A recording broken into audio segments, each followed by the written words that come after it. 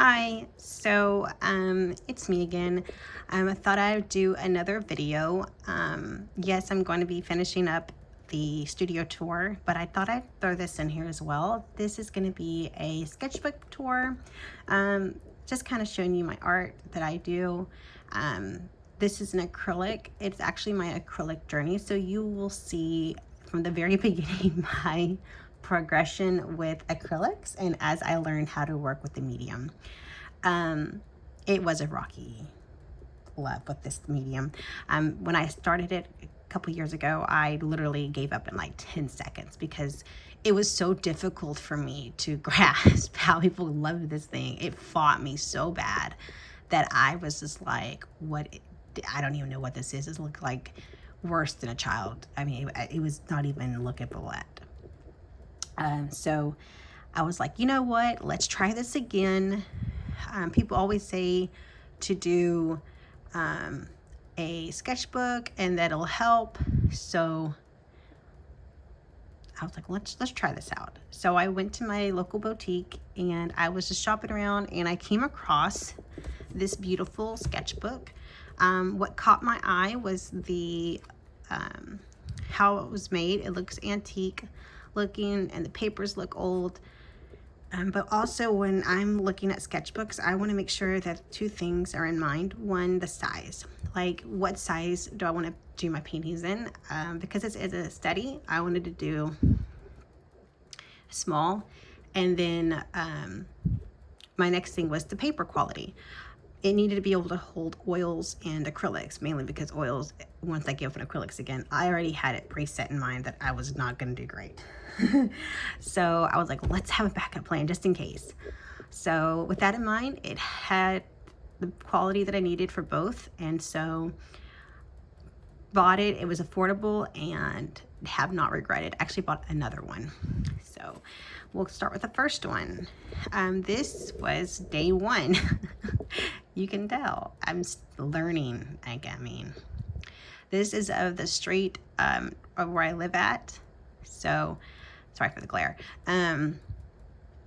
Yeah, you can tell like the color pigment isn't that great. It's not showing through like that. I don't know what those are supposed to be houses. They look like yellow blobs. But we tried. So again, that was our attempt there, I think. And then again, I am not very good at hiding information, so I'm trying to learn how to swoop this in here. Okay, there we go. This here is also down from where I live. I was very much in awe of this ditch. I don't know why I had an obsession with this ditch. I would travel by it. It had water holding in it, and I was like, oh, I want to paint that. I loved just how it looked. So you can see like the perspective was kind of off, but you can see building, the colors are getting more better. The trees don't look as faded anymore. It's not faded glory. And the houses are a lot better looking. So yeah, I do like how this came out. I liked how the shadows came out there. So you see the progression. It's getting better, somewhat better. Then this here is another boutique in my area. And funny story is the truck. Oh my God. So the truck was the owner's father's vehicle who had just shown up for the day. And I actually sat outside the store and painted that one. I took the picture, laid it beside me, and just started painting. And she was pretty surprised at what I was able to do. And I said, oh, surprised me too, especially the truck. Like, I was amazed about that truck. It turned out so good. And yeah, I loved it. The building looks nice. The trees looks like faded glory again, but we did good on the main side thing there, the truck. So then I did skip every other page. Yeah, I'm bad about that. I think we went in, oh yeah, this one's next. I had to think there for a second. Which one came next?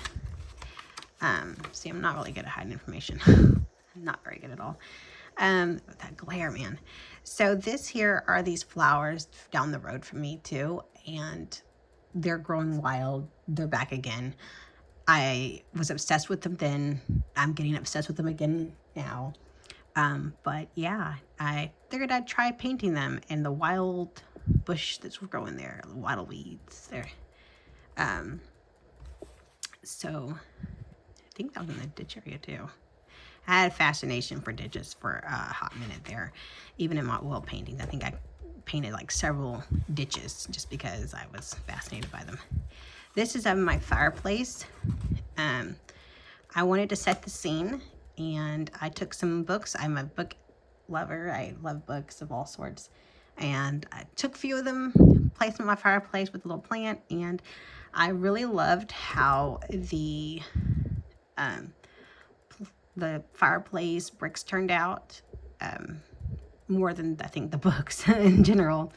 But the fireplace, I really loved how it looks. That glare's getting on my nerves. It wasn't there earlier when I was trying to film like 3 times because I kept putting my own information in there. And no, I'm not good at editing yet. I have to work on that. I'm just gonna work on that. This is of my little girl, baby. I've painted her twice. Once in oils and then once, and now in acrylics. And as you can tell, I did not like how she came out somewhat in acrylics. So I kind of painted over half of her face. But she's still cute. I loved her. You'll see quite a bit of dog paintings in here. This is of my dog, Bellamy. When I chose this photo, I chose it because the pose. It was something difficult, and I wanted to try out this weird angle. The way her head was turned, her head was like bigger than her body, and was very narrow going down to her feet. And I've never painted German Shepherd before. She's like my 3rd dog I painted. 2nd in acrylics besides the other one. And so I really loved how she turned out.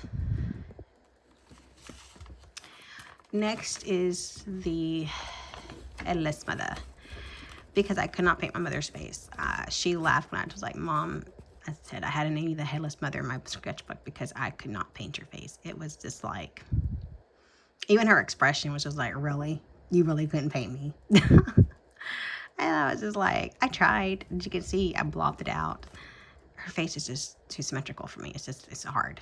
I did get some skin tone in there. Hey, look at that. I love how the arms are sitting there getting crossed already. This is another dog painting I did of a friend's dog, coworker. And I was really happy how that one turned out as well. As you can see, I like to paint animals.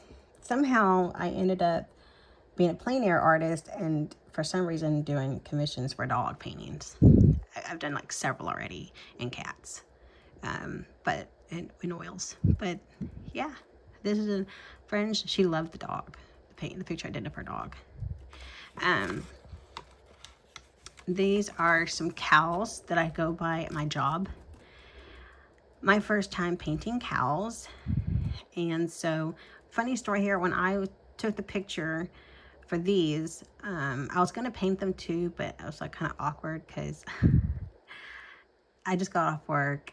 It's somewhat daylight outside, but at the same time, I wasn't gonna be a weirdo sitting on the side of the road painting someone's cows. Normally I go with a group of artists, but it was just myself, and yeah, and it was a busy road where I was off of, so it was just, I wasn't gonna do it. But the owner showed up, and they were very friendly, very nice people. We talked, I showed them everything, showed them what I was doing, and they were very appreciative and told me about their cows and what they did, and really liked them. But I still took the picture, and I was like, well, I'm gonna take a picture of them and just take it home and paint it. They said, that's fine. So yeah, I was like, I still stop by and I look at their cows every day. They're so sweet. Like I said, the family is very nice as well. This is of the park in my area, and I loved the water. We have a pond there, and this is actually a pond. And yeah, so I wanted to paint it, and I painted like several times, but nothing was good as the acrylic one. The acrylic paint I did at the pond was actually pretty dang good. I was amazed again. again, I was blown away at how great I was doing these acrylic paintings as I progressed. This one here came from Facebook. So I was randomly scrolling through Facebook and this just popped across my feed. And I thought I'd give it a go and try to paint it. And I liked how it had like this weird perspective here, and the bright, beautiful colors. That was one of my things that drew my eye, was this purple looking ground. So just an FYI, because I didn't say, the sketches in here, paintings in here, I don't sell these because some of these, like I said, like this one here, are from artists or they were found on another website, and if I didn't do it, then I'm not gonna sell it. It's just gonna be a test the waters and see if I can even attempt to even do it, and as far as it's going. So this here, I think either Joji or Turner Vincent, I love both of them as an artist. They are great artists. I like watching their channels, especially their views. Oh my gosh, they have amazing views. They go to these amazing locations.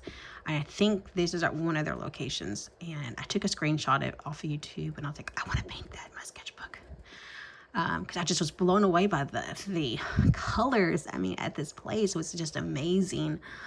I'll never go there, but the view on the YouTube was just wow.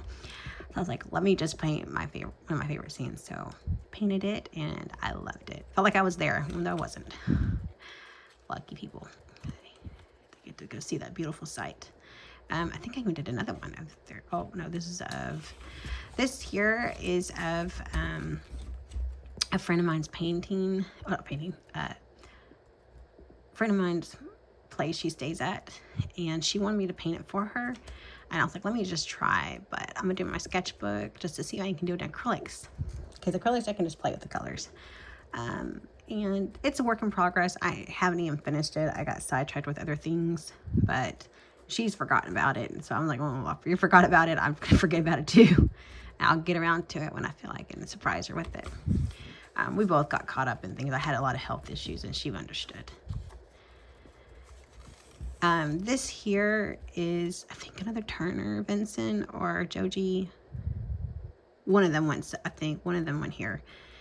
And they might have both went here. They sometimes both go together certain locations. And I was like, I want to try to paint this mountain view. I'm never going to see it. I want to try to paint it. At least let me see if I can paint mountains. So again, we tried. And I loved the coloring. I love this blue. And where I live, it does not snow hardly ever, and if you did, it's for 5 seconds and it goes away. But yeah, there's that, and I think I did 2 more. One I think I started and I just stopped. I hadn't even finished it, and I just gave up. I don't know why. I guess I wasn't in the mood. Oh, and this one I did the other night. This is of a famous painting. Now, mind you, mine's probably not as great as the famous painter, but my attempt was great. To me, it was. And I love the blue I chose for the underneath color. Yeah, so I love the grass here and the warmth. Yeah, so this is my sketchbook tour of my acrylic journey as I learn how to do acrylics. And mind you, it's taken me a while still. It's taken me quite a while. Oh, I did after this. This kind of actually helped me. Funny story more.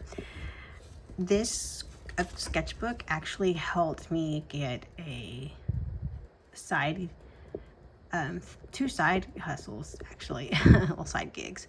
One was free of charge, but it was the experience that I went for, and it was amazing. I loved every bit of it.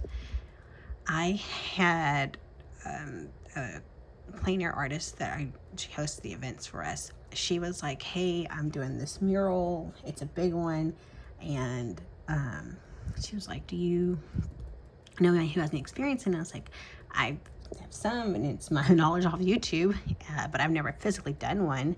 But I did show her, it was supposed to be an acrylic, and I had showed her my acrylic sketchbook journey, and she was like, perfect, let's get you started. And when I say this helped me so much that I was able to do really good detail work. Like they assigned me to the detail because I was always painting so small in my sketchbook. So it helped me see, and remember I was always taking pictures and comparing the colors in the picture to the painting that I was working on. So it helped me learn color mixing better.